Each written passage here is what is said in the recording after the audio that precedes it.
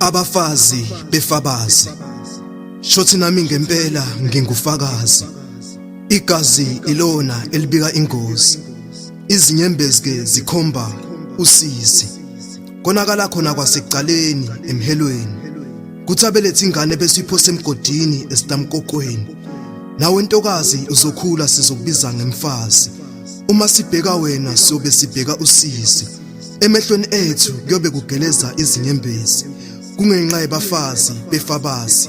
Shothi nami ngempela ngingufakazi. Igazi ilona elibika ingozi, izinyembezi zikhomba usizi. Maqeda khulela ingane ongasiyona yakho nandoda, aqabanga aqede bese uthatha idecision bese wenza abortion athi yona permission. Kungenxa yabafazi befabazi.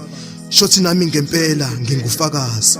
Igazi ilona elibika ingozi, izinyembezi zikhomba usizi.